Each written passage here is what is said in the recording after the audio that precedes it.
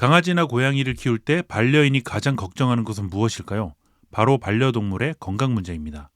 2023년도 KB금융연구소에서 발행한 한국 반려동물 보고서에 따르면 전체 반려가구의 67%는 반려동물의 양육에 만족하고 그 만족감은 꾸준히 증가하는 것으로 확인됩니다. 하지만 반려동물의 양육을 타인에게 추천하겠느냐는 질문에는 41%만이 그렇다라고 답변했는데요. 만족감은 점차 높아지는 데 반해 어떠한 이유로 선뜻 추천하지는 못하는 상황이라고 볼 수 있습니다. 그 이유는 바로 책임감 때문인데요. 반려동물을 기르며 느끼는 만족감이 점차 커지고 있으나 그에 따른 책임감도 함께 커지면서 타인에 대한 추천 의향이 감소한 것으로 보입니다. 이 책임감을 느끼는 사람들의 최대 관심사는 바로 건강입니다. 내 자식이 좋은 영양을 섭취하고 아플 때 제대로 된 의료 혜택을 받는 것은 부모로서 당연한 거겠죠. 오늘은 반려동물과 함께 삶을 함께 하시거나 그럴 계획이 있으신 분이라면 제대로 알고 짚고 넘어가야 할 지식 중 한 가지에 대해 이야기해 보려 합니다. 바로 펫보험에 대한 이야기입니다. 우리나라 반려인이 1200만 명이나 되는데 반해 보험에 대한 관심은 생각보다 너무 적은데요. 펫보험이 시장에 나온 지 얼마 되지 않아 잘 모르고 보험료가 비싸다는 인식이 있다 보니 그 가입률이 상당히 저조한 상황입니다. 문제는 병원에서 반려동물의 치료를 받아보신 분들이라면 느끼셨을 건데 치료비가 헉소리나게 엄청 비싸다는 겁니다. 반려동물도 우리 인간들과 마찬가지로 노화가 진행되면서 아파서 병원에 갈 확률이 점점 높아지는데도 불구하고 치료비에 대한 대비책을 세워놓는 사람들이 생각보다 많이 적습니다. 펫보험은 강아지와 고양이가 질병이나 상해로 병원비를 지출했을 때 미리 설정한 일정 비율로 현금을 되돌려받는 보험입니다. 인간들이 가입한 실손의료비 보험과 비슷하죠. 그런데 이상하게 보험료는 우리 인간들이 가입한 실손의료비 보험보다 많이 비싸게 느껴집니다.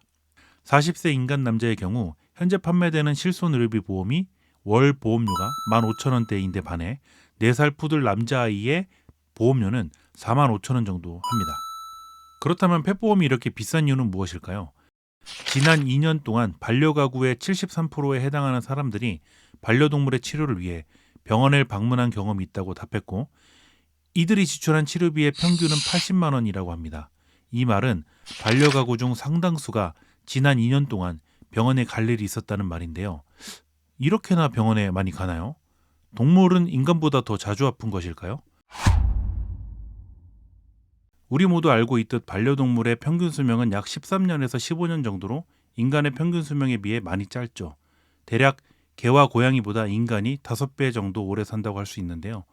아무래도 나이가 들면 노화로 인해 병원에 갈 확률이 높아지는 건 동물이나 사람이나 마찬가지 아닐까 싶습니다. 거기에다가 이 녀석들은 진짜 아프기 전에 무슨 티도 잘 내지 않습니다.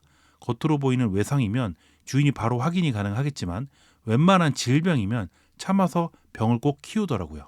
월 300만 원을 받는 직장인의 경우 달마다 납입하는 건강보험료가 7%인 약 21만 원 정도 합니다. 1년 동안 한 번도 병원에 가지 않았다 하더라도 12달이면 총 252만 원의 의료보험료를 내는 셈이죠. 거기다 대부분 실손의료비 보험도 가입하여 보험료도 추가로 내고 있지 않습니까? 우리의 반려동물은 이러한 건강보험 제도에 적용을 받지 않습니다. 그렇다 보니 모든 치료가 비급여로 비싼 비용을 낼 수밖에 없는 거죠. 펫보험은 보험료의 가격 책정이 힘들 수밖에 없는 사항입니다.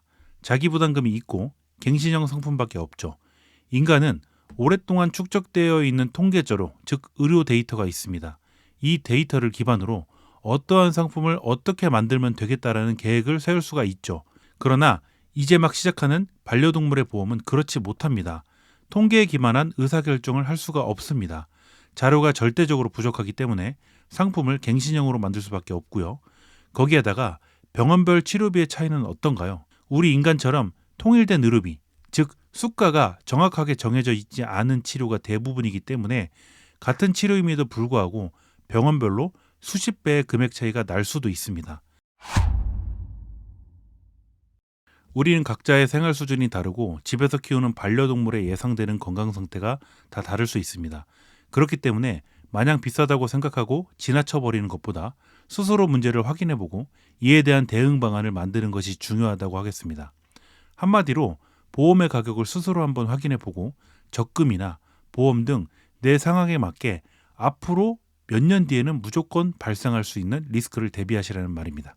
펫보험을 추천하는 유튜브 영상을 보면 다양한 종의 다양한 나이대를 표시한 가격표를 설명하는 영상을 많이 볼 수 있으실 텐데요.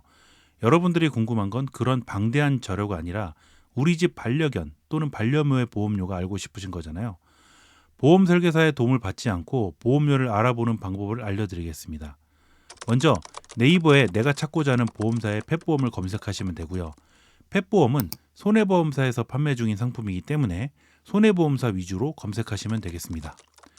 검색창에 한 회사의 펫보험을 검색하시면 자동차 다이렉트 보험과 같이 기본 정보만 입력해도 우리 반려견의 예상 보험료를 몇 분 안에 확인할 수 있는데요. 이걸 가지고 스스로 계산해서 생각해 보는 겁니다. 내가 이 정도 금액을 투입하는 정도는 괜찮은지, 어느 정도 충당이 가능할지 말이죠. 보험을 가입해야 할지 말지 결정하는 건 설계사도 주변 친구도 아닌 직접 반려견, 반려묘를 기르는 본인이 결정하셔야 할 문제입니다. 아직 펫보험에 대한 개선이 필요한 사항인데요. 반려동물의 생활 개선은 이번 정부의 중대 국정과제 중 하나입니다. 반려동물의 진료비 부담을 줄이기 위해 부가세를 줄인다거나 펫보험을 활성화시킨다거나 금융위원회, 금융감독원 등 업계가 정기적으로 세미나와 회의를 통해 결과를 내려 노력하는 중이니 분명 시간이 지나면 좀 더 환경은 개선될 겁니다. 그러나 이미 반려견이나 반려묘를 기르고 계신 분이라면 이런 정책적인 환경이 개선될 때까지 기다릴 수 있는 시간이 사실상 부족합니다. 아까도 말씀드렸듯 개와 고양이의 시간은 인간보다 빠르기 때문이죠. 분명 지난달까지도 아무 이상이 없었던 우리 강아지가 갑자기 매달 혈액 검사를 해야 하고 엑스레이를 찍고 수액을 맞고 신부전을 관리해야 하는 질병에 걸릴 수도 있다는 말입니다. 제가 그랬거든요. 2년 전 13년을 함께했던 제 강아지가 무지개 다리를 건넜는데요. 당시 당뇨와 췌장염 및 합병증으로 하루 입원비가 30만 원, 수혈을 동반한 입원비가 50만 원을 드는 등 당시 치료비가 저의 2달치 월급을 상회하는 수준이었던 적이 있습니다. 정말 그래서는 안 됐지만 이 치료를 언제까지 계속해야 하지? 라는 생각이 들었습니다.